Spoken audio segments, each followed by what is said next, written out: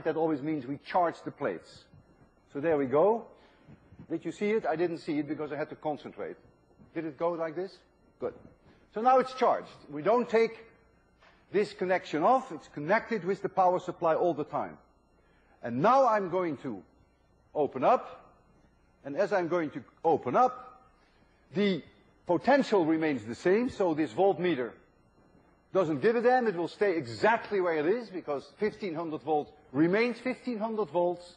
But now, as we open up, we're going to take charge off the plates. And so this I expect to go to the left. Every time that I give it a little jerk, I do it now, it went to the left.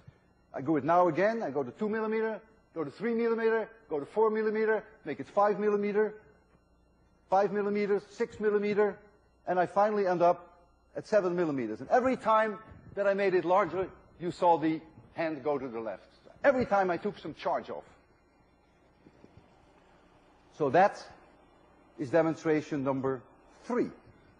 Why did I go to 7 millimeters? You've guessed it. Now I want to plunge in the dielectric. So my experiment number 4, I start with 1500 volts. I start with D equals 7 millimeters. And I'm not going to change that.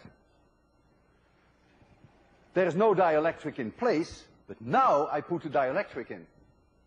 So kappa goes in. What now is going to happen? Well, for sure, V is unchanged because it's connected with the power supply. So that cannot change. What happens with Q3? Look at this equation. When I put in the dielectric, I know that the capacitance goes up by a factor of kappa. C will go up by a factor of kappa.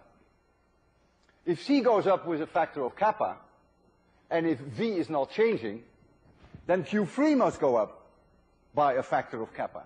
Follows immediately from equation 3. So this must go up by a factor of kappa. What does that mean? That charge will flow to the plates. I increase the charge on the plates, and so my ammeter will tell me that. And so my ammeter will say, aha, I have to put charge on the plates, and so my ammeter will now do this. And that's what I want to show you.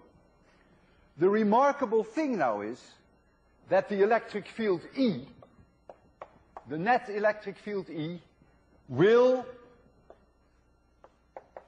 not change. And you may say, but you put in a dielectric.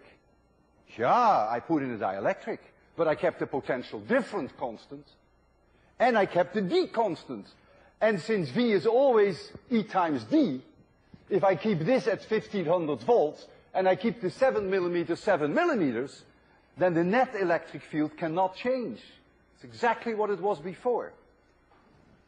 That is the reason why Q3 has to change. Think about that.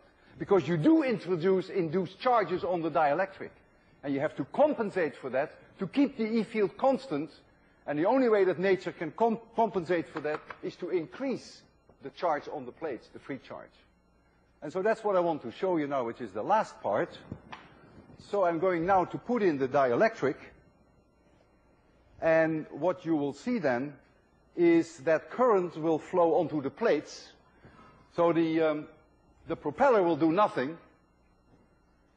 Will sit there, and you will see this one go clunk when I bring in the glass. And then it goes back, of course. There's only a little charge that comes off, and then it will go back. So as I plunge it in, you will see charge flowing onto the plates. There we go. You ready for it? 3, 2, 1, 0.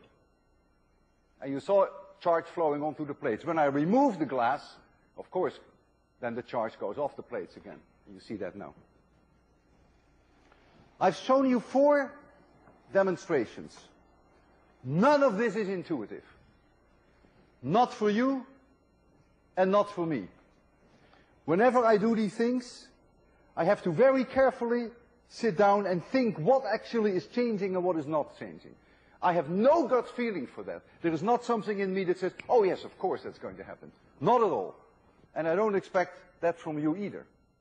The only advice I have for you, when you're dealing with these cases whereby dielectric goes in, dielectric goes out, plates separate, plates not separate, power supply connected, power supply not connected, approach it in a very cold-blooded way, the real classic MIT way, very cold-blooded. Think about what is not changing, and then pick it up from there and see what the consequences would be. How can I build a very large capacitor, one that has a very large capacitance? Well, capacitance, C, is the area times epsilon 0 divided by D times kappa, which your book calls K. So make K large, make A large, and make D as small as you possibly can. Yeah, but you have a limit for D. If you make D too small, you may get sparks between the conductors, because you may exceed the electric field, the breakdown electric field. So you must always stay below that breakdown field, which in air would be 3 million volts per meter. If you want a very large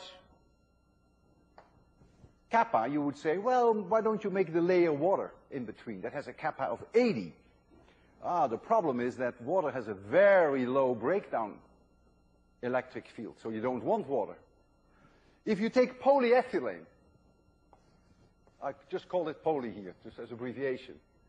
Polyethylene has a breakdown electric field of 18 million volts per meter, and it has a kappa, I believe, of 3.